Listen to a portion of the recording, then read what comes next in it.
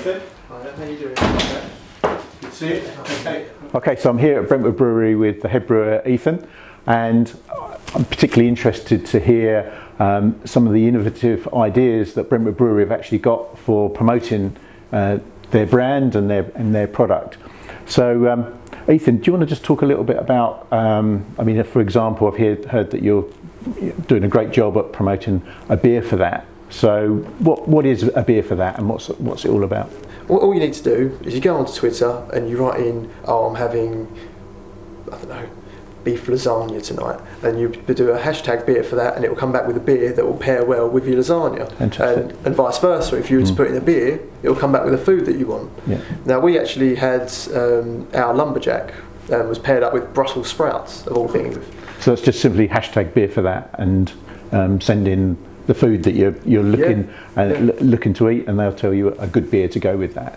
You mentioned lumberjack. Coincidentally, I was in my local pub just recently, the Hutton Junction, and I noticed that they'd got a dish on there made with local sausages, and I believe that may have been made with the lumberjack as well.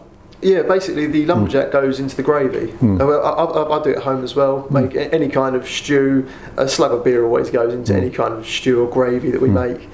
So, and you can use the majority of beers as long as there's not too many hops in the beers. You don't want to use like a golden beer because that will just give a sharp twang to the actual gravy itself. Right. You don't want it to be a bit more smooth in the actual gravy.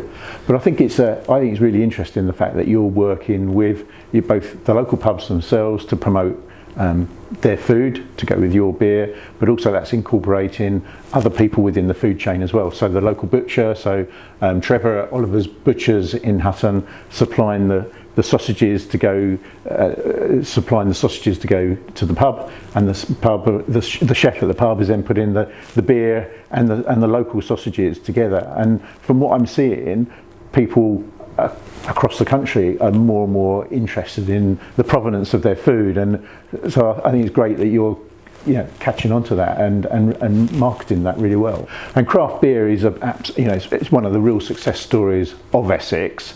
Coming up to Christmas now, what treats have you got in store for us for this Christmas, Ethan? I mean, we've actually bottled up a 5-year-old Chopwork Orange, which is maturing nicely, so that's going down a treat. But there's only one cask, so we've only got about 100 bottles of it.